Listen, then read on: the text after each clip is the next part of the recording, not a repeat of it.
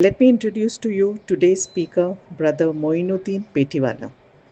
Brother Moinuddin Petiwala holds a master's degree in clinical psychology from Mumbai University. He has received clinical training under Dr. Anukant Mittal and at Thana Mental Hospital as well.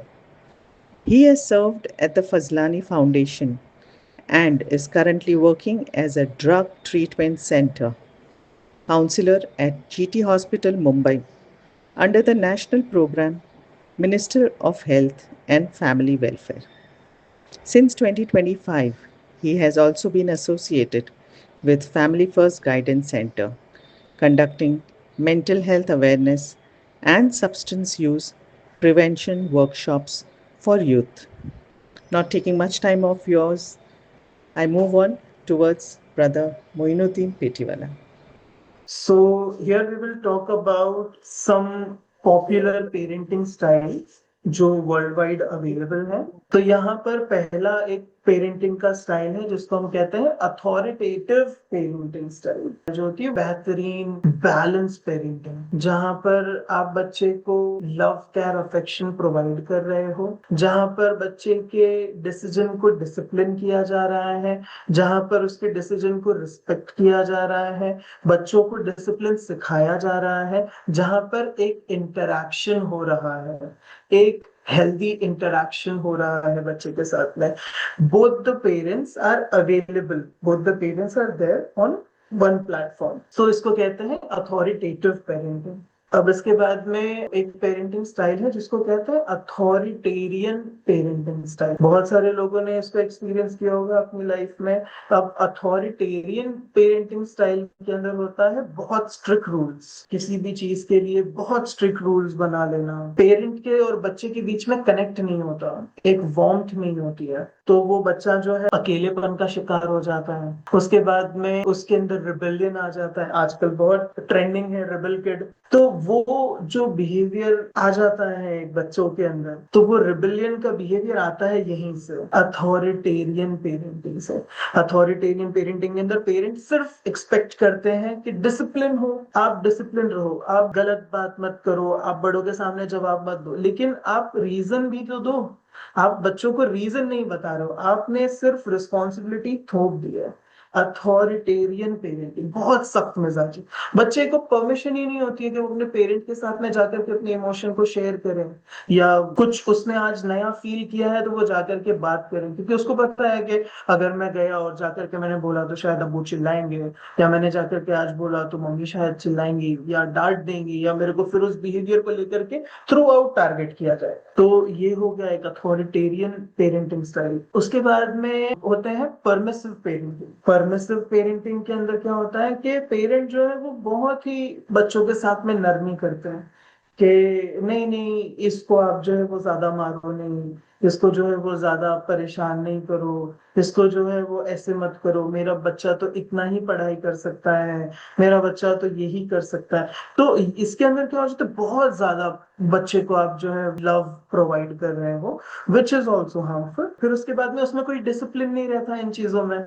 एक बारी जो है वो बच्चा discipline से हट जाता है और बहुत ज्यादा ओवर पैम्पर्ड हो जाता है, तो उसके बिहेवियर के अंदर लैक ऑफ रिस्पॉन्सिबिलिटी आ जाती है। ये लैक ऑफ रिस्पॉन्सिबिलिटी बच्चे के अंदर आई, हमको आज एक इररिस्पॉन्सिबल इंसान दिख रहा है हमारे सामने, लेकिन हमको उसके पीछे का जो रीजन है वो कहीं ना कहीं उसकी पेरेंट है, कि उसके पेरेंट ने बहुत ज्यादा परमिसिव पेरेंटिंग की फॉर दैट पर्टिकुलर किड, जो आज जाकर के इररिस्पॉन्सिबल हुआ है। हर बात के अंदर उसके हामी भर देना कि अच्छा ठीक है बेटा, जैसे आपको ठीक लगे, अच्छा बेटा जैसे आपको ठीक लगे, अभी तो आप ही हो, आपको जैसा सही लगता है वैसे करो, you are the only one for us. तो उसके अंदर फिर बाद में चल करके वो लैक ऑफ रिस्पॉन्सिबिलिटी में आ जाते हैं। उसके बाद में एक पेरेंटिंग है जिसको हम कहते हैं निग्लेक्टफुल। तो अब निग्लेक्टफुल पेरेंटिंग के अंदर क्या होता है कि पेरेंट बच्चों के लिए अवेलेबल ही नहीं, दोनों में से कोई एक पेरेंट या दोनों पेरेंट बच्चे के लिए अवेलेबल ही नहीं है, तो उसको प्यार ही नहीं मिल रहा है, वो बच्चों को कोई लर्निंग ही नहीं मिल रही है, तो वहां पर क्या हो जाता है, high risk of emotional issues. कई हाई प्रोफाइल सोसाइटीज के अंदर ऐसे केसेस देखने के लिए मिलते हैं। Both the parents are working, घर में बच्चा अकेला है, और फिर उसके बाद में वो उसका बिहेवियर ही ऐसा हो गया है कि वो आइसोलेटेड रहेगा, एक जगह पर रहेगा, ज्यादा लोगों के साथ में इन्वॉल्व नहीं होगा। उसको बस ऐसे है कि मैं एक जगह पर रहूं, मुझे सोशलाइज करना पसंद नहीं है, क्योंकि पेरेंट बच्चों के लिए अवेलेबल ही नहीं। अब हो सकता है कि दोनों पेरेंट के बारे में ये बात हो सकता है कि सिर्फ फादर अवेलेबल नहीं है, मदर अवेलेबल है, लेकिन वो इन्वॉल्व नहीं है बच्चों के साथ में। जॉइंट फैमिली के अंदर यूजुअली ऐसी प्रॉब्लम्स होती हैं कि फादर तो अवेलेबल नहीं होते और मदर अवेलेबल होती है, लेकिन वो अपने ससुराल को हैंडल करने में बच्चों के ऊपर ध्यान देना रह जाता है। तो फिर वहां पर जो है वो इमोशनल प्रॉब्लम्स आ जाते हैं, बच्चा आइसोलेटेड रहता है, कहीं चार लोगों में मिलने जाने के लिए उसको घबराहट होती है, बहुत ज्यादा उसका बिहेवियर ऐसे होता है कि नहीं, मैं तो इंट्रोवर्ट ही हूँ। पॉपुलर ये 4 पेरेंटिंग स्टाइल्स हैं। उसके अलावा अभी आजकल बहुत ज्यादा देखने के लिए मिल रहे हैं, पिछली जनरेशन है मिलीनियल्स जो अब पेरेंट बन रहे हैं, वो ऐसे पेरेंट बन रहे हैं क्योंकि उन्होंने ये चीजों से गो थ्रू किया है ना अपनी लाइफ में। अथॉरिटेरियन पेरेंटिंग, नेग्लेक्टफुल पेरेंटिंग का मिक्सचर हुआ है उनकी लाइफ में, या अथॉरिटेरियन पेरेंटिंग और परमिसिव पेरेंटिंग का मिक्सचर हुआ है, क्योंकि इट इज नॉट दैट कि ये सिर्फ एक ही मैनुअल है, ऐसा ही पेरेंटिंग होगा। It's not like that. तो इसमें बहुत सारी चीजों का मिक्सचर भी हो सकता है ऑफ कोर्स।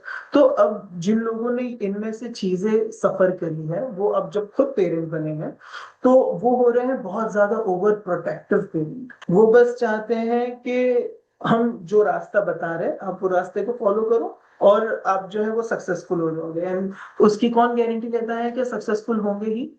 हमको तो नहीं पता कि सक्सेसफुल हो, और बच्चे को एक्सपीरियंस करने के लिए ही नहीं दिया उन्होंने किसी भी चीज को। तो वहां पर फिर दिक्कत हो जाती है, बच्चा पावर स्ट्रगल में होता है कि मैं किसकी बात सुनूं, किसकी बात नहीं सुनूं, ये सारी चीजें, ठीक है। तो ये जो है ये टाइप्स ऑफ पेरेंटिंग में भी आपने क्या करना है कि आप, अगर पॉसिबल है तो एक फुल स्केप पेपर ले लो और उसमें 2 भाग बना लो, 2 तरफ। और एक तरफ जो है आप लिखो कि आपको क्या लगता है इसमें से कौन सी पेरेंटिंग स्टाइल आपने एक्सपीरियंस की है, या आप अपने बच्चों के साथ में प्रैक्टिस कर रहे हो, और कौन सी होनी चाहिए। ठीक है, तो ये ट्राई करके देखते हैं, एंड में हमको कुछ चीजें जो है वो क्लियर हो जाएगी। अब there are factors which are influencing parenting skills. अब पेरेंटिंग स्किल्स के अंदर कैसे फैक्टर है कि खुद के इंडिविजुअल कैरेक्टरिस्टिक्स, अपने जाति किरदार के बारे में, कि कुछ लोगों के अंदर है ही नहीं वो आदत कि बच्चों के साथ में रहना, शेयर करना, समझना, इमोशंस एक्सचेंज करना। तो वो एक दिक्कत हो सकती है। फिर उसके बाद में सोसाइटी और कम्युनिटी का भी एक बहुत इंपॉर्टेंट रोल होता है। इमोशंस और फीलिंग, वो भी बहुत ज्यादा इम्पोर्टेंट, क्योंकि लोगों को फीलिंग शेयर करने आती ही नहीं है ना। हमारे पास इमोशनल डिक्शनरी है ही नहीं। When we are hungry we are angry, वैसी बात है। हम ये एक्सप्रेस नहीं कर पा रहे ना कि भूख लगी है इसके लिए चिड़चिड़ापन आ रहा है, या आज बिजनेस में लॉस हुआ है इसके लिए चिड़चिड़ापन आ रहा है, या नींद आ रही है इसके लिए चिड़चिड़ापन आ रहा है। हमारे दिमाग में क्या है, गुस्सा आ रहा है, बस गुस्सा आ रहा है। तो हम अपने इमोशंस अच्छे से एक्सप्रेस नहीं कर पाते। सामने वाला तो उसी चीज के टेंशन में है ना कि आप क्या करना चाह रहे हो, आप कम्युनिकेट तो कर दो। फिर अपने खुद के पेरेंटिंग एक्सपीरियंस, जैसे मैंने बताया हमारे पीछे की जनरेशन, तो उन्होंने ऐसी चीजें एक्सपीरियंस की है कि बहुत ज्यादा अथॉरिटेरियन पेरेंटिंग उनके साथ में होगी। तो अब उस वजह से जो है वो अपने बच्चों के साथ में हेलीकॉप्टर पेरेंटिंग कर रहे हैं। फिर उसके बाद में फैमिली डायनामिक्स भी बहुत इंपॉर्टेंट रोल प्ले करते हैं यहाँ पर। जॉइंट फैमिली में होते हैं, फिर उसके बाद में वहां पर अलग इश्यूज हो जाते हैं कि उनके साथ में हमारी बातें नहीं जमती। और अगर न्यूक्लियर फैमिली में रहते हैं तो फिर ओवर रिस्पॉन्सिबिलिटी हो जाती है, तो फिर इश्यूज होता है। फिर एजुकेशन ऑल्सो मैटर्स, क्योंकि हम तो क्या करते हैं, हम अपने एक्सपीरियंस से बात करते हैं। We as a parent we will talk about our experience, कि हमारे माँ बाप ने तो हमको मार पीट के बड़ा कर दिया, तो अब यही तरीका हमको हमारे बच्चों के साथ में फॉलो करना है। हमने एजुकेशन नहीं लिया उस चीज के बारे में कि किस उम्र में बच्चे की क्या क्या डेवलपमेंटल चेंजेस होंगी, और उसके हिसाब से हमको बच्चे के साथ में बिहेवियर चेंज करना है, ठीक है। फिर उसके बाद में रिलीजन ऑल्सो मैटर्स, जहाँ पर लोग ऐसे कहते हैं कि एक उम्र के बाद में बेटी जो है वो बाप से थोड़ा दूर हो जाए, वो रिलीजन के और बहुत सारे रीजंस लेकर के आते हैं। होता है लोगों का अपना बनाए हुए, खुद के बनाए हुए बिलीव्स भी बहुत सारे हो जाते हैं, तो वो भी बहुत जगहों पर पेरेंटिंग के लिए इन्फ्लुएंस करते हैं। अब हमारी कम्युनिटी के बारे में अगर हम बात करें तो हमारी कम्युनिटी के अंदर एक बहुत बड़ी दिक्कत देखने को भी मिलती है, जहाँ पर वालिदैन में से फादर बच्चों के लिए अवेलेबल ही नहीं होते ज्यादातर। वो मोस्टली तो अपने कामकाज पर रहते हैं, और हमारे यहाँ तो ऐसा मामला हो जाता है कि संडे के दिन भी शॉप खुली रहती है या जो ऑफिस में जाते हैं वहां पर रहते हैं, तो बच्चों के साथ में बिताने के लिए एक दिन नहीं होता अच्छा पेरेंट के पास। और अब्बू तो होते नहीं है घर में फादर, और अम्मी जो होती है वो होती है ओवर प्रोटेक्टिव। तो एक जगह पर ओवर और प्रोटेक्टिव मदर सर और एक जगह पर जो है वो अनअवेलेबल फादर, तो वहां पर बच्चों के अंदर जो है एक इमोशनल डिस्टर्बेंस शुरू हो जाता है। और एक और नई सोच होती है कि अगर इनको हमने किसी भी चीज के लिए प्रेस कर दिया, उनको किसी चीज के लिए एनकरेज कर दिया, तो फिर ये तो बिगड़ जाएंगे। तो ये जो भी कर रहे हैं ना, इनके लिए मतलब इनकी तारीफ इनके सामने ना करो। पेरेंट्स का ऐसा सोचना होता है, या कुछ ऐसे दुनिया में लोग होते हैं जो इस तरीके से सोचते हैं कि मैं तुम्हारी तारीफ तुम्हारे सामने नहीं करूंगा। क्यों नहीं करूं? बच्चा चाहता है अप्रिसिएशन। इस दुनिया में हर इंसान वैलिडेशन के लिए काम करता है ना। आपने 10वीं में पढ़ाई की, आपने 10वीं में पढ़ाई करके 90% लेकर किया है, और आप बाहर निकल करके अम्मी अब्बू को बोल रहे हो कि मैंने 90% स्कोर किया है, मेरिट में आया मेरा नाम, और उनके चेहरे पे स्माइल ही नहीं है, तो वो 90% का क्या मतलब है? और वही जगह पर एक बच्चा जिसने 70-75% स्कोर किया, वो बाहर निकला, उसने निकल करके रिजल्ट बताया अपने घर वालों को, वो खुश है कि अरे वाह हमारे बच्चे ने 75% स्कोर किया है। वो लोगों में मिठाइयाँ बांट रहे हैं, लोगों को फोन करके बता रहे हैं कि हमारे बच्चे ने तो डिस्टिंक्शन कर लिया। अब यही सेम सिनारियो में दोनों में से कौन सा बच्चा ज्यादा खुश है? दोनों में से वही बच्चा ज्यादा खुश है ना, जिसको एक इमोशनल वैलिडेशन मिला कि I did something and you appreciated my efforts. तो अप्रिसिएशन तो मैटर करता है, लेकिन पेरेंट्स को ऐसा लगता है कि अगर इनको अप्रिशिएट कर दिया तो फिर ये स्पॉइल हो जाएंगे, इनको जो है ज्यादा कंधे पर मत बिठाओ, या इनको जो है वो बहुत ज्यादा जो है प्रेज मत करो। But children need both the thing. Children needs a guidance plus encouragement. तो वहां पर क्या होगा कि गाइडेंस और एनकरेजमेंट जब दोनों चीज होगी, तब होगी परफेक्ट पेरेंटिंग। तब हमको जो रिजल्ट चाहिए ना हमारे बच्चे से, वो हम ले पाएंगे। Parenting should be combination of love, support and clear limits. मैं ये नहीं कह रहा कि आप बच्चों के साथ में जब मोहब्बत का इजहार करें या उनको आप प्रेज करें तो फिर आप उनको स्पॉइल ही करें, है ना? आप लिमिटेशंस ऑफ कोर्स सेट करके रखें कि भाई इससे ज्यादा नहीं। माँ बाप के बीच में और बच्चों के बीच में एक पर्दा होना चाहिए इज्जत का, लेकिन उसका ये मतलब तो नहीं होता कि बिल्कुल भी आप जो है वो उनको स्टैंड ही ना करें। तो ये सारी चीजें जो है वो बहुत मैटर करती है। हमारी कम्युनिटी में ऐसे एक्सपीरियंस किया है मैंने कुछ चीजों के लिए। Let's take a case study. अब हमारे पास एक बच्चा है जिसकी हम केस स्टडी अगर सुने तो Ali is a stubborn child. तो Ali, a 10-year-old boy, becomes stubborn because his parents rarely listen to him and often criticize rather than encourage. His behavior developed as a self-defense against feeling ignored. Ali के साथ में मामला क्या हुआ कि हमको दिख रहा है एक स्टबन, एक जिद्दी बच्चा, ठीक है। Stubbornness is often a silent cry for respect or maybe attention seeking behavior. तो एक जिद्दी बच्चा हमको दिख रहा है, क्योंकि 10 साल का बच्चा बहुत जिद्दी है, बहुत परेशान कर रहा है, बहुत जिद्दी है। लेकिन कहाँ से आया उसके अंदर ये बिहेवियर? उसके अंदर ये बिहेवियर डेवलप हुआ जब उसके पेरेंट्स ने उसके ऊपर ध्यान देना बंद कर दिया। सो respecting a child's feeling in early years helps them respect other in adulthood. आप जब शुरुआत के दिनों में बच्चों को आप रिस्पेक्ट करोगे और उनके बिहेवियर को समझोगे, हमको देखने को मिलता है छोटा सा बच्चा आता है और बस उसको शेयर करना होता है, उसके अंदर एक एक्साइटमेंट होती है, क्यूरियोसिटी होती है कि मैं आकर के बोल दूं, तो वो फिर आपके पास आता है, अब्बू अब्बू अब्बू मैं ये कहना चाहता हूँ। अब अब्बू कह रहे हैं अरे भाई जा अभी मैं थक गया हूँ,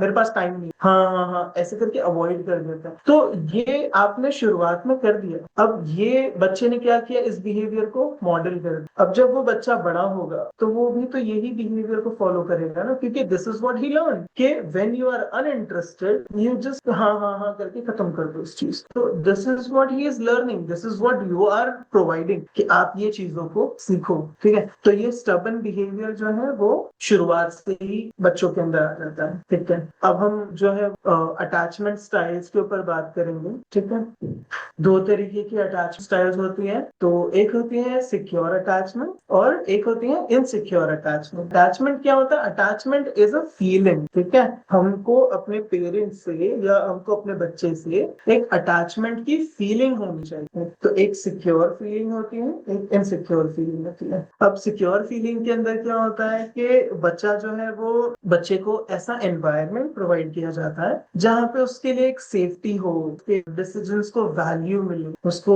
थोड़ा सा प्यार मिले। तो इस तरीके से वो बच्चे के अंदर डेवलप होता है कॉन्फिडेंस। ये तो हो गया सिक्योर अटैचमेंट कि आपने बच्चे की बात को सुना, वैलिडेट किया, कुछ चीजें गलत थी तो उनको आपने जो है वो करेक्ट किया, कुछ चीजें जो सही थी उनको आपने अप्रिशिएट किया। तो ये बच्चे को एक सेफ एनवायरनमेंट मिल गया। अब इनसिक्योर अटैचमेंट की अगर हम बात करें तो इनसिक्योर अटैचमेंट में तीन चीजें होती हैं। तो सबसे पहले होता है एंग्शियस। अब एंग्शियस अटैचमेंट के अंदर एक चीज लगी होती है कि बच्चे के दिमाग में एक टेंशन होता है। ठीक है, it is a inconsistent care. तो बच्चे के दिमाग में टेंशन होता है कि पता नहीं आज मुझे कौन सा बिहेवियर मिलने वाला है अपने पेरेंट्स। ओके, तो वो एक ही चीज के स्ट्रेस में होता है कि पता नहीं आज क्या होगा, आज पता नहीं घर में मम्मी पापा गुस्से में आएंगे या आज खुशी खुशी आएंगे। हो सकता है कि आज सेलिब्रेशन का दिन हो, वो मेरे लिए चॉकलेट टॉफी लेकर के आ जाए या मेरे लिए गेम्स लेके आ जाए, या हो सकता है कि आज गुस्से में आए तो मार भी दें। तो you don't know, you are in a confuse state कि मुझे पता ही नहीं है, इतना इनकंसिस्टेंट बिहेवियर है मेरे फादर का या मेरी मदर का मेरे लिए कि मुझे पता ही नहीं, मैं उसको डिकोड नहीं कर सकता कि आज कैसे आएंगे पता नहीं। तो वो बच्चा जो है वो फियर ऑफ अबैंडनमेंट में ही रहता है कि पता नहीं आज क्या हो जाएगा, आई डोंट नो व्हाट। तो वो हाईली सेंसिटिव बिहेवियर डेवलप हो जाता है उसके अंदर। तो वो उसके अंदर फिर हर चीज में कंसेंट सीख करने लगता है, हर चीज में जो है वो रीअश्योरेंस करने लगता है, हर चीज में वो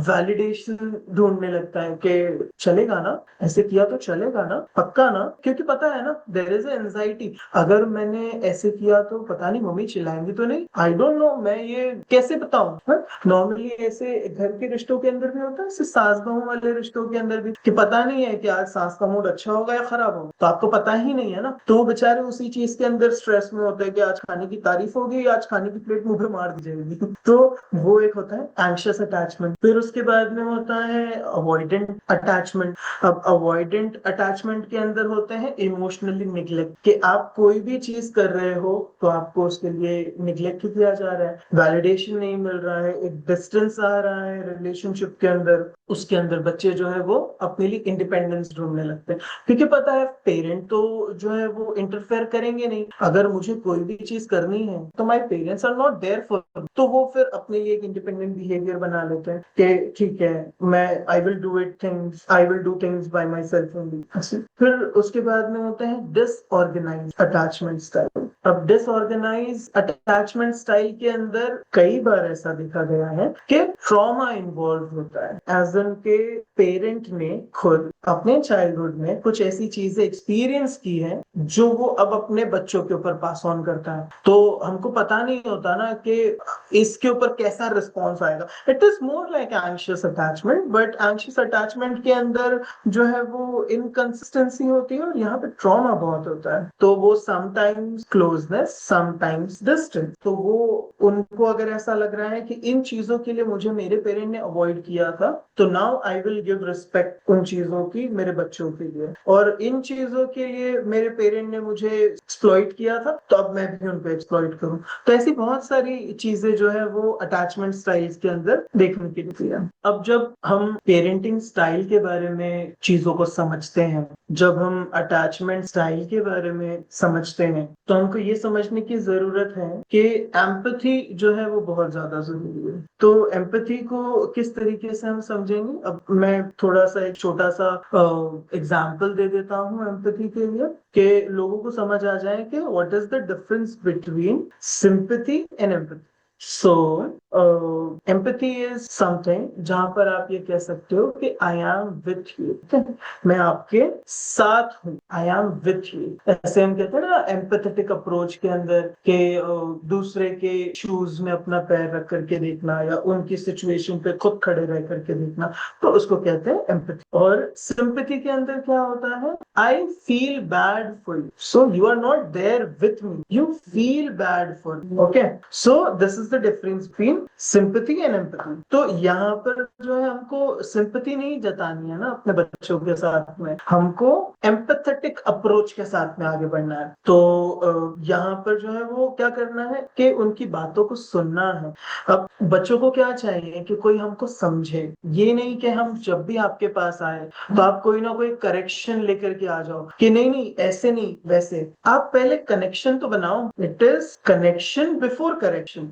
तो आप कनेक्शन बिल्ड करो बच्चे के साथ में, जहां पर वो अपने इमोशंस को, फीलिंग्स को आपके साथ में एक्सपीरियंस कर पाए, आपके साथ में शेयर कर। क्योंकि बच्चों को क्या चाहिए, कोई सुने, हम है ना, कोई सुनने वाला होना चाहिए। तो एक बारी कोई इंसान हमारे लिए एक्टिव लिसनर बन जाए, तो फिर उसके लिए हमारे ट्रस्ट डेवलप हो जाते हैं, हम जो है उनको पसंद करने लगते हैं, हमारा ओपननेस उनके साथ में बढ़ जाता है कि नहीं ये तो एक ऐसा इंसान है जिसके साथ में आई कैन शेयर एनी, ऐसे सुना होगा। तो वो इंसान का अप्रोच क्या होता है, एम्पैथेटिक। मेरे लिए मेरा भाई ऐसा है कि he listen to me whether I am wrong whether I am right, but he is there for me. ठीक है, तो उनका भाई का अप्रोच क्या है, एम्पैथेटिक अप्रोच।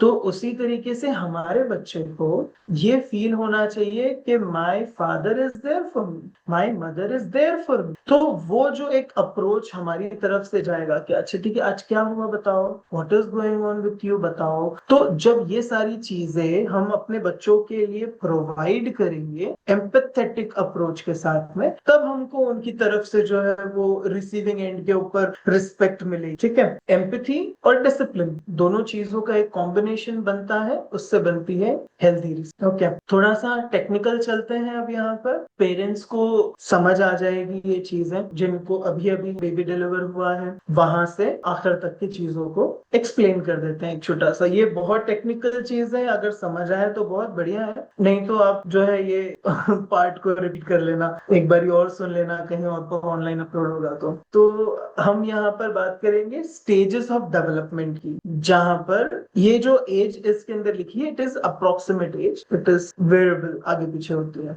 तो एक छोटा बच्चा इन्फेंट, वहां से वो 1 से 3 साल की एज कैसी होती है, 3 to 6, 6 to 12, 12 to 18। मेजरली हमारा फोकस 18 तक ही होगा, क्योंकि यहीं पर जो है बहुत सारी चीजें डेवलप हो चुकी होती है। ओके, तो यहाँ पर हम एरिक्सन के stages of development, psycho social development stages के बारे में बात कर लेंगे। उसके साथ में फ्रॉइड के साइको एनालिटिक थियरी को भी थोड़ा सा मर्ज करने की कोशिश करेंगे, Sigmund Freud, and psychosexual stages को भी थोड़ा सा हम ओवरव्यू ले लेंगे। तो अगर हम ये चीज को समझें कि बच्चा मेरा जो है वो 0 to 1 ईयर की एज में, ओके, तो 0 to 1 ईयर की एज होती है इन्फेंट। अब वो इन्फेंट है, वो बोल नहीं सकता, वो कुछ एक्टिविटी नहीं कर सकता है ना एज सच। तो उसके अंदर क्या चीजें डेवलप हो रही हैं उसको समझो। तो उसके अंदर डेवलप होता है इड। इड का मतलब क्या होता है, इम्पल्सिविटी। उसको हर चीज ऐसे ग्रैब करनी होती है ना, उसमें किसी चीज का कंट्रोल नहीं होता, तो वो एक इड का बिहेवियर होता है। उसी एज में बच्चे के अंदर डेवलप होता है ट्रस्ट वर्सेस मिसट्रस्ट। तो आपने देखा होगा बच्चे पर्टिकुलर लोगों के पास ही जाकर के शांत होते, नहीं तो वो बहुत ज्यादा चिल्लाते हैं, रोने लगते हैं, आते नहीं है हाथ में। क्योंकि उनके लिए पता है कि ट्रस्टफुल इंसान, मम्मी ट्रस्टफुल है, दादी ट्रस्टफुल है, पापा ट्रस्टफुल है, तो जो लोगों को वो अक्सर ये देखता है तो फिर वो उनके ऊपर अपने लिए एक भरोसा डेवलप कर लेता है। और इसी एज के अंदर जो है वो बच्चे का ओरल एज जो है वो शुरू होता है। He needs everything in his mouth, उसको अंगूठा चूसने को चाहिए, उसको कोई भी चीज दे दो वो सीधे मुंह में लेकर के जाए, तो वो हो जाता है उसका पहला एज 0 to 1 year। अब जब वो अपनी लाइफ में दूसरे स्टेज के अंदर जाता है which is 1 year to 3 year, तो उसके अंदर जो है वो ईगो डेवलप होना शुरू हो जाता है। तो ईगो जो है वो बच्चे को बहुत सारे बिहेवियर को कंट्रोल करने में हेल्प करता है। जैसे इड के अंदर क्या था, वो हर चीज को खींचने को करता था, वो जो है वो बहुत ज्यादा इम्पल्सिव बिहेवियर शो करता था। लेकिन अब जो है उसके अंदर थोड़ा सा स्थिरता है, थोड़ा सा वो स्टेबल होगा, वहां पर उसका एनल स्टेज शुरू होगा। अब एनल स्टेज के अंदर बच्चा जो है वो पॉटी ट्रेनिंग सीखता है। हम उसको सिखाते हैं कि वो पैम्पर के अंदर सुसु करे, या तो वो छोटा सा पॉटी आता है बच्चों का वहां पर, या सुसु करना है तो उनको वॉशरूम लेकर के जाते हैं वैसे। तो यहाँ पर जो है वो बच्चा की पर्सनालिटी डेवलप होना शुरू हो जाती है।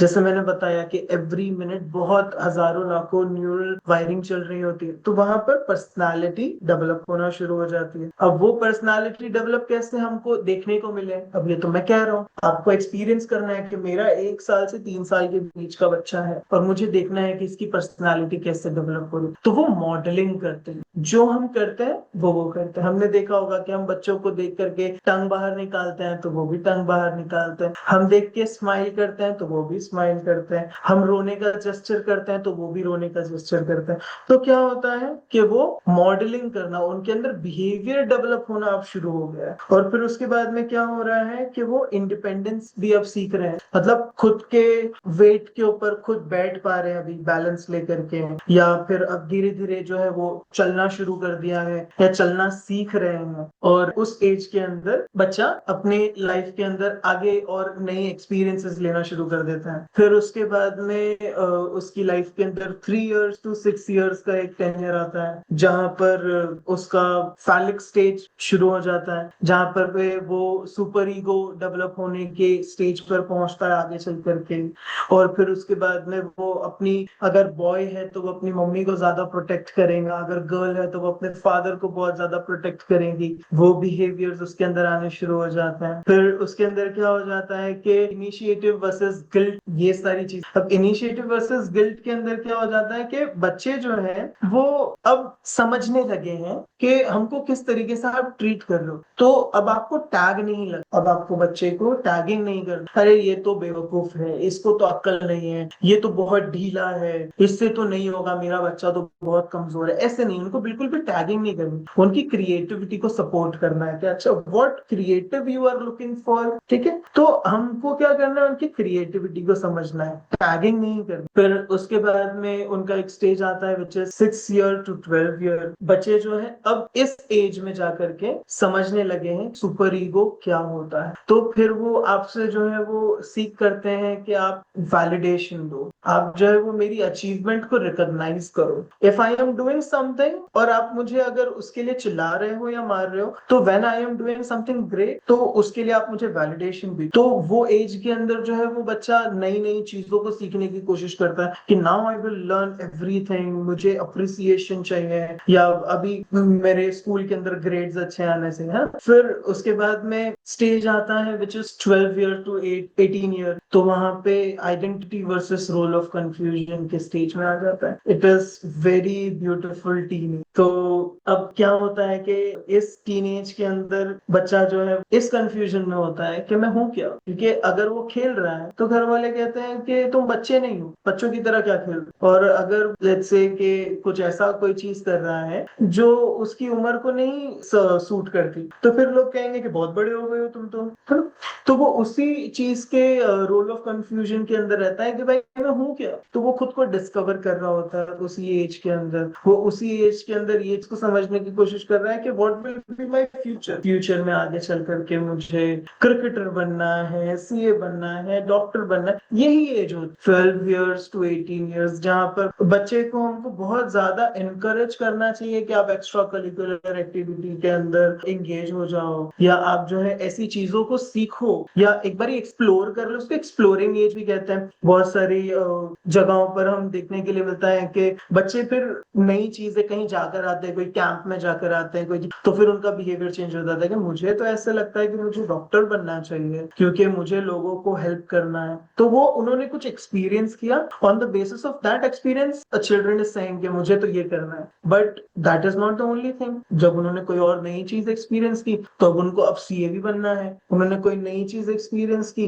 तो अब उनको जो है वो वकील भी बनना है। तो ऐसी जो चीजें हैं वो लाइफ में आते रहती है, लेकिन बच्चों को एक्सपीरियंस करना होता है इस एज के अंदर। फिर उसके बाद में जो 18 ईयर्स टू 40 ईयर्स का एज है, नौजवान एडल्ट, तो इस एज के अंदर ये हो जाता है कि रिलेशनशिप्स आ जाते हैं, दोस्ती रिलेशनशिप्स, गर्लफ्रेंड बॉयफ्रेंड रिलेशन, शादी, ऐसी बहुत सारी चीजें जो है वो, क्योंकि अब जो है आपको रिलेशन बिल्ड करना है, अब आपको रिश्ता बनाना है नए लोगों के साथ में, अपने पेरेंट के अलावा किसी तीसरे इंसान के साथ में रिश्ता बनाना है। तो अब यहाँ पर क्या हो जाता है कि कुछ नया बनाने के लिए इनके पास कॉन्फिडेंस नहीं होता, क्योंकि पीछे के स्टेजेस जो है वो डेवलप होते हुए नहीं आए हैं। तो अब इनको टेंशन हो रहा है कि घर में निकाह अच्छा नहीं जा रहा, वाइफ के साथ में रिलेशन अच्छे नहीं जा रहे, ऑफिस में कलीग्स के साथ में बिहेवियर अच्छा नहीं हो रहा है। तो ये सारी चीजों को फिर वो स्ट्रगल करते हैं अपनी लाइफ में। तो यहाँ पर क्या करना है, हमको हेल्दी बॉन्डिंग सीखनी कि एक दूसरे के साथ में किस तरीके से हम हेल्दी रिलेशनशिप को बिताएं और उनके साथ में आगे के हालात कैसे हों।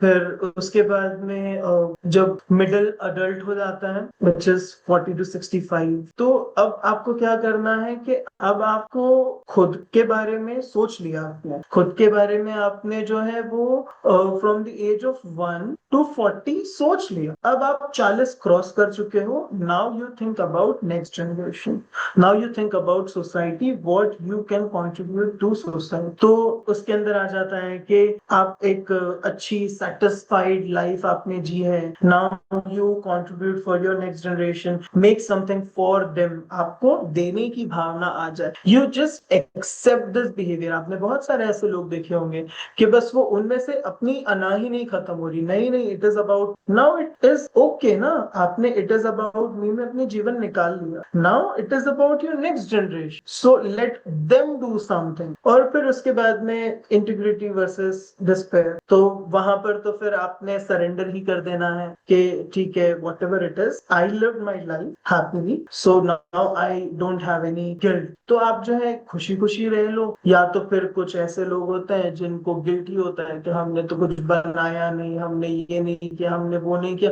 और फिर उसी चीज के स्ट्रेस में रह करके बीमार हो जाते हैं। तो ये स्टेजेस हैं एरिक्सन के हिसाब से, ये हमारे डेवलपमेंटल स्टेजेस हैं, जहां पर बच्चा पैदा हुए से ट्रस्ट वर्सेस मिसट्रस्ट के बिहेवियर में होता है, जहां पर वो ट्रस्ट, अगर हमने उनको उस तरीके का ट्रस्ट दिया, आप ये समझिए कि अगर हमने हर स्टेज पर उनको जो चीज की जरूरत है वो प्रोवाइड कर दिया तो हमको क्या मिलेगा, और वो प्रोवाइड नहीं किया तो हमको क्या मिलेगा। अगर उस स्टेज पे बच्चे ने ट्रस्ट डेवलप किया, उस स्टेज पे बच्चे ने जो है वो ऑटोनॉमी डेवलप किया, उस बच्चे को अप्रिसिएशन मिला, इंडस्ट्री वाला बिहेवियर उसके अंदर आया, उसने अपनी आइडेंटिटी को अंडरस्टैंड किया, एक्सप्लोर किया, उसने इंटीमेसी समझा, सीखा कि what exactly intimacy is. Intimacy is not only about getting physical, it is about making a relationship, it is about relationship. तो लोगों के साथ में किस तरीके से सोशल हो रहे हैं, लोगों के साथ में एक हेल्दी रिलेशनशिप बना रहे हैं, या तो फिर वो अगर नहीं बना रहे हैं तो फिर वो आइसोलेट हो रहे हैं। फिर उसके बाद में आगे के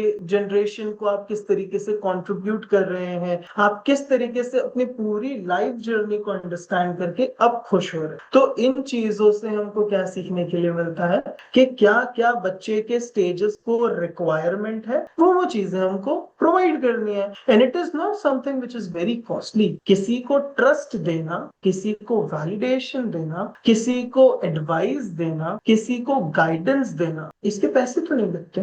तो इसके अंदर कोई ऐसी चीज नहीं है जिसके लिए सिर्फ it is for elite parent only, it is for everyone. These things are there for everyone. Childhood experience जो बच्चे का होता है वो ही उसके ब्रेन को शेप करता है। A child brain is build not born. बच्चा जब पैदा होता है छोटा सा दिमाग होता है उसका, फिर उसके बाद में उसके अंदर मेमोरी, एक्सपीरियंसेस, ट्रॉमा, हेल्दी चीजें, सैड चीजें, ये सारी चीजें जब जाती है तब वो बिल्ड होता है, तब वो एक्सपीरियंस के साथ में बाहर निकलता है कि किस तरीके का एनवायरनमेंट उसको थ्रू आउट द लाइफ मिला। क्या उसको पॉजिटिव पेरेंटिंग मिली या उसको नेगेटिव पेरेंटिंग मिली, है ना। उसको अग्रेशन मिला, एंजाइटी मिली, लो सेल्फ एस्टीम मिला अपने पेरेंट्स से, या उसको इमोशनल कंट्रोल मिला, एम्पैथी मिली और प्रॉब्लम सॉल्विंग बिहेवियर मिला अपने parents. This all about your childhood ना। आज अगर आपको ये देखने के लिए मिल रहा है कि आप बहुत अच्छे तरीके से प्रॉब्लम सॉल्विंग बिहेवियर कर पा रहे हो, आप हर चीज को बहुत अच्छे तरीके से अंडरस्टैंड कर पा रहे हो, तो इट इज समवेयर आपके चाइल्डहुड के अंदर आपके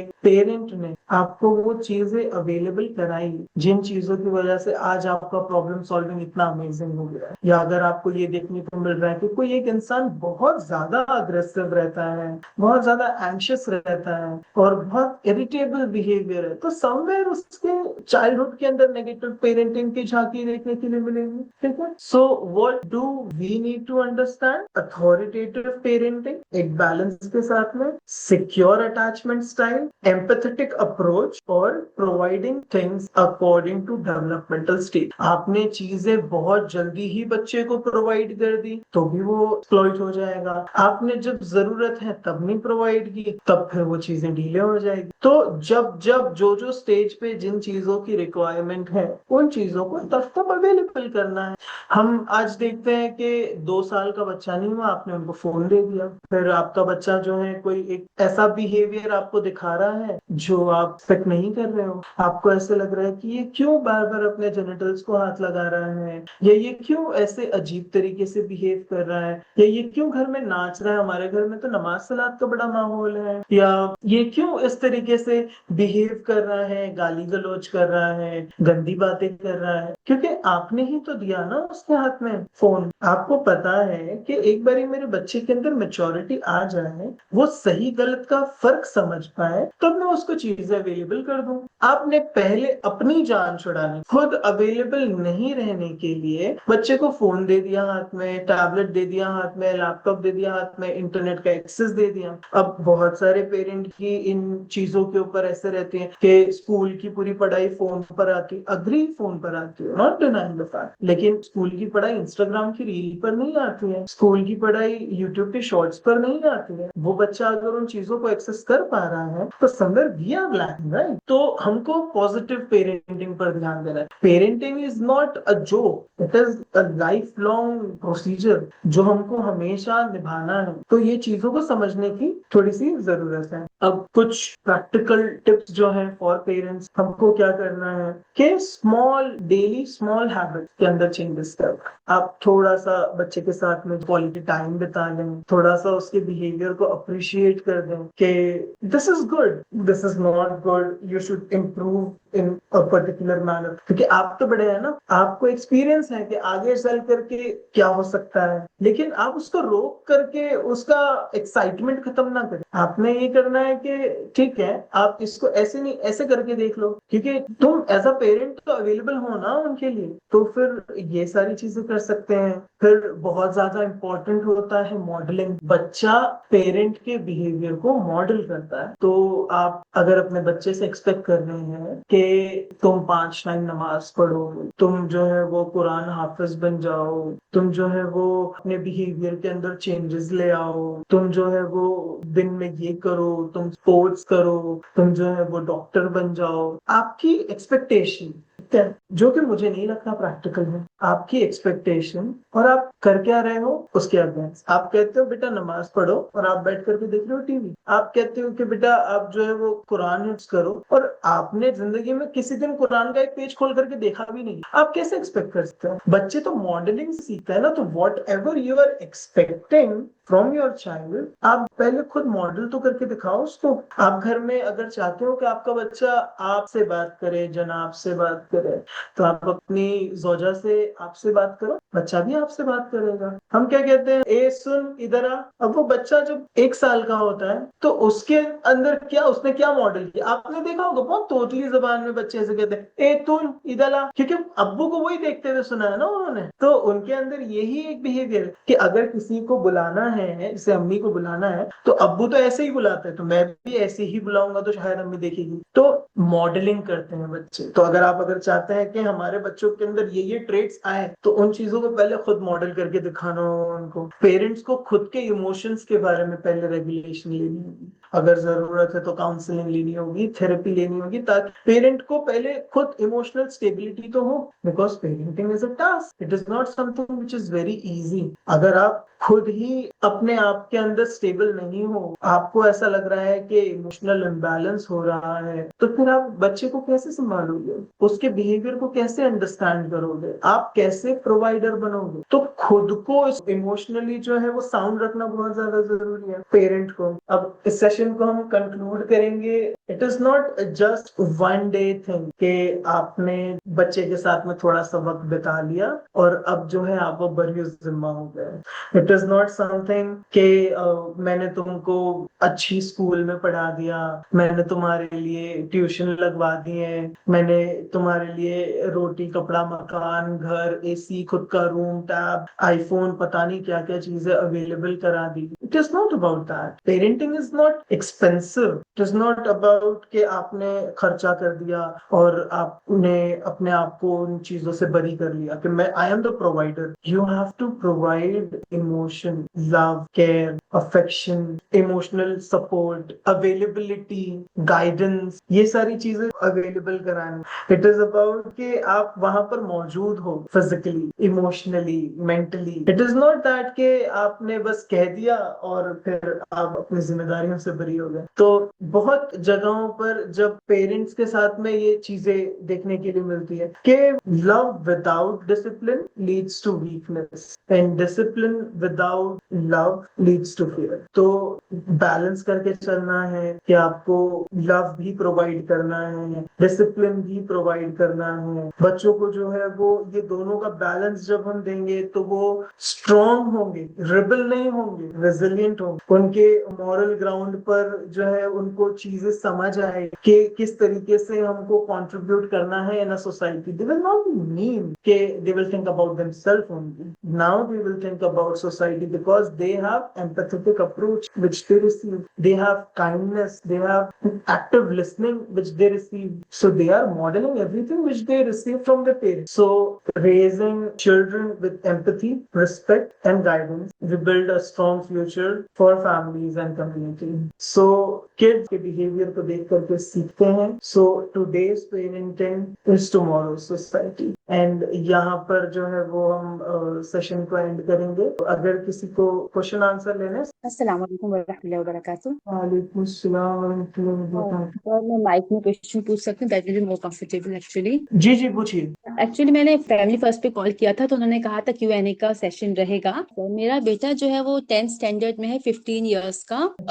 उसको बहुत ज्यादा स्क्रीन एडिक्शन है। No matter how much I am trying to reduce that. 2-3 दिन अगर सुधर जाएगा, फिर तीसरे दिन कैसे भी उसको फोन देखना है, कैसे भी। अगर हम लोग सो जाएंगे रात में तो उसको पता है मम्मी सुबह उठती है, तो रात को अरे मम्मा आप सो जाओ सो जाओ, जहां मैं सोऊंगी रात को उठ के दादी का मोबाइल ले लेगा अगर हम लोगों ने पासवर्ड चेंज किया होगा तो। और हम लोग इधर उधर होंगे, किचन में होंगे तो ले लेगा। पढ़ाई का बिल्कुल इंटरेस्ट नहीं है, हालांकि उसकी बड़ी सिस्टर वो CA का फाउंडेशन का एग्जाम दे रही है, पूरा 24 घंटे पढ़ती रहती है। 24 नहीं मतलब 18 hours at least she will study. मैं खुद भी जो हूँ ना माशाल्लाह 5 वक्त की नमाज पढ़ती हूँ। मेरे हस्बैंड 5 वक्त की नहीं तो 4 वक्त की तो मैक्सिमम पढ़ते ही हैं। फजर का भी मिस हो जाती है, mostly he tries to read. Quran पढ़ती हूँ मैं और साथ साथ में तफसीर लर्न भी कर रही हूँ। From his childhood he has been watching me reading Quran, offering prayers and doing whatever good I can alhamdulillah do. जब वो छोटा था, बहुत छोटा, जब ना समझ था 3-4 साल, तो माशाल्लाह नमाज बहुत शौक से पढ़ता था। अभी उसको नहीं नमाज पढ़ना, बल्कि उसको धीरे धीरे मैं फजाइल अमाल से कोशिश करते हैं हम लोग रात को बैठ के उसको सुनाए। पहले वो बहुत रिबेलियन था, अभी माशाल्लाह फिर भी हदीसें बहुत शौक से सुनता है और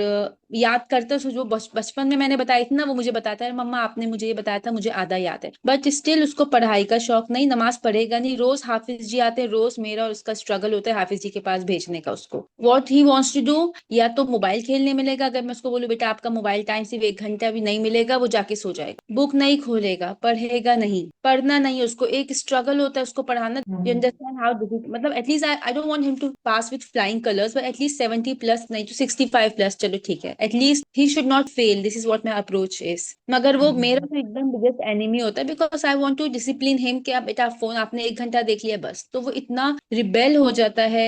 पापा से बहुत अच्छा उसका बिहेवियर है, क्योंकि पापा मस्ती करते हैं उसके साथ, मैं भी मस्ती करने की कोशिश करती हूँ, try to build a nice connection with him. But नहीं, बस मम्मी जो है ना अक्सर फोन के लिए रिस्ट्रिक्शन करती है, पापा नहीं करते। तो मम्मी सोना बैड साइड, पापा को बहुत समझाती हूँ, पर पापा ठीक है अच्छा 10 मिनट मांग रहे 10 मिनट दे देते हैं। अब वो 10 मिनट करके पूरा दिन गुजर जाता है। मैं अपनी बहुत ज्यादा एफर्ट्स पुट इन कर रही हूँ, मगर कभी कभी बहुत ज्यादा बदतमीजी कर देता है। लिटरली आई अंडरस्टैंड, मैं खुद भी बहुत ज्यादा पेरेंटिंग के बारे में नॉलेज हासिल कर रही हूँ। I know is going through a lot of hormonal changes, और आजकल स्कूल में बच्चों को इतना ज्यादा कंपटीशन है, बहुत ज्यादा स्ट्रेस है फ्रॉम दैट। अपने फ्रेंड्स से, अच्छे फ्रेंड्स रहते हैं उनसे लड़ाई करेगा, कभी कभी बहुत ज्यादा झगड़ा भी करने लग जा रहा है स्कूल में। मतलब I am completely zapped. His father, मतलब everyone in my family, उसके फादर, उसके बड़े अब्बू, सब घर में बहुत काम, अपने माँ की रिस्पेक्ट। मैं खुद अपने माँ बाप, मेरे फैमिली में मेरी माँ बोलती सबसे ज्यादा मैं रिस्पेक्ट करती हूँ मेरी मम्मी की, कभी बैक आंसर नहीं किया। उसके पापा, उसके बड़े अब्बू, घर में एक और बच्चा है जेठ का, वो भी इतना शांत, नहीं बदतमीजी करना, ना ऊंची आवाज में बात करना। मतलब मैं हर तरीके से समझने की कोशिश करती हूँ, still I think I get fail again and again. बहुत प्यार से समझाती हूँ, फिर भी वो नहीं समझता ही। अगर उसको लगता है मम्मा आप फिर लेक्चर देने लग जाती हूँ, मैं उसको बोलती हूँ बेटा इधर आके बैठो। ओ माय गॉड, उसका सर ऐसा पकड़ेगा कि अब मम्मी फिर लेक्चर देगी। मुझे नहीं समझ में आ रहा है क्या करना सर। मैं उसको बहुत तरीके से समझने की कोशिश कर रही हूँ, and after lot of controlling my emotion I do get outburst. मैं हो जाती हूँ गुस्सा, चिल्ला देती हूँ। But please give me a solution that could actually help. I understand a lot of things what you are teaching, but still if you can give me some really good guidance it will be helpful. ये जो post Covid के बाद में बच्चों ने पढ़ाई को resume किया, जैसे आप बता रहे हैं कि बच्चा जो है वो अभी 10th ग्रेड में है, तो ये कोविड ने बहुत ज्यादा इम्पैक्ट किया है बच्चों को पर्सनली। और फिर उसके बाद में क्या हो जाता है कि इम्पैक्ट तो हो गया कोविड की वजह से, अब वो उन्होंने रिटर्न चीजों को सीखा नहीं है, अब वो वहां पर और परेशान हो रहे हैं, वहां पर और परेशान हो रहे हैं। और आपके घर में ऐसे हो गया है गुड कॉप बैड कॉप जैसी सिचुएशन हो गई है कि पापा जो है वो अलाउ कर रहे हैं, मम्मी जो है वो रिस्ट्रिक्शन लगा रही है, तो फिर उसको पापा अच्छे लग रहे हैं। और हो सकता है कि और भी रीजंस हो,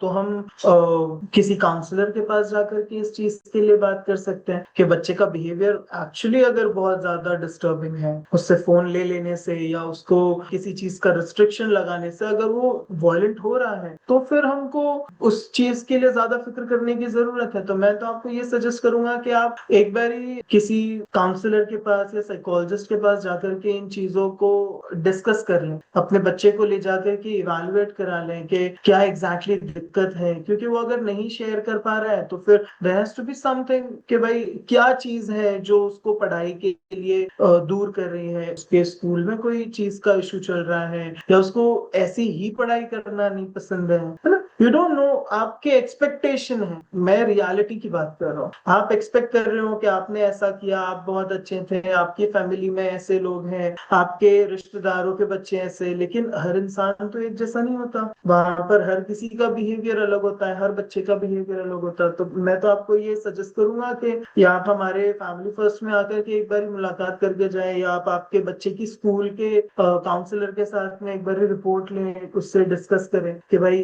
क्या है मेरे बच्चे का मामला। Thank you sir, thank you so much. ठीक है, तो हमारे किसी एक ने ये सवाल किया है कि 14 साल के बच्चे को अगर दीन से दूरी हो रही है और घर में जो लोग हैं वो माहौल अच्छा है, सारे लोग नमाज पढ़ रहे हैं लेकिन बच्चा नहीं पढ़ रहा, तो एक बार ये डिस्कस करिए ना, हमने दीन को किस तरीके से बना लिया है बच्चों के कि आप जो है वो एक बेसिक अंडरस्टैंडिंग में देता हूँ, जो मैंने बच्चों के साथ में बात की है और समझी है, कि वो कहते हैं कि तुम कुछ अच्छा करो तो तुमको रिवॉर्ड मिलेगा अल्लाह की तरफ से, ठीक है। तो हमने वो एक मीडियम ऑफ एक्सचेंज की तरह इंट्रोड्यूस किया है बच्चे को। अब बच्चे ने कुछ अच्छा किया और उसको रिवॉर्ड नहीं मिला, तो अब वो कैसे यकीन करें उन चीजों के ऊपर, है ना। तो उनको ये चीजों को कोर से समझाना, हमको चीजें पता है, बच्चे को नहीं पता है, हमको जिस तरीके से बताया गया हमने उन चीजों को मान लिया कि ठीक है, हो सकता है ऐसा, देयर आर पॉसिबिलिटीज, हो सकता है ऐसा। लेकिन बच्चा कैसे माने? बच्चा तो लॉजिक मांगता है, रीजन पूछो, बताओ मुझे ऐसे कैसे, अगर खुदा है तो दिखाओ मुझे। हाँ? उनको क्या करते हैं, उनके इमोशन को सप्रेस कर, ऐसे नहीं कहते खुदा है तो दिखाओ, ऐसे नहीं कहते, ऐसे नहीं होता। आपको बताना है ना, आपको रीजन के साथ में एक्सप्लेन करना है, उसको एग्जांपल्स दे करके समझाना है, तब जाकर के उसको क्यूरियोसिटी होगी कि अच्छा now I need to do something more. हमने क्या बताया कि खुदा की इबादत करनी है, बेशक खुदा की इबादत करनी, लेकिन खुद के लिए ना। अल्लाह को हमारी नमाजों की जरूरत नहीं है, अल्लाह के लिए तो कई फरिश्ते अनगिनत हैं जो हर पोजीशन में अल्लाह की इबादत कर रहे हैं। हम तो नमाज खुद के लिए पढ़ रहे हैं ताकि हम जहन्नुम से आजाद हो जाए। तो ये सारे कॉन्सेप्ट जो है वो बच्चों को इंट्रोड्यूस कराते हैं हम थोड़ा, ठीक है, तो उस तरीके से उनमें थोड़ी सी क्यूरियोसिटी आ जाए, without criticising his friend. Okay, ठीक है। How to stop get influenced by friends without criticising friends behaviour. ये कैसे है कि बताना तो पड़ेगा ना, फेयर डिस्कशन इज इम्पोर्टेंट। जैसे मैंने आपको बताया,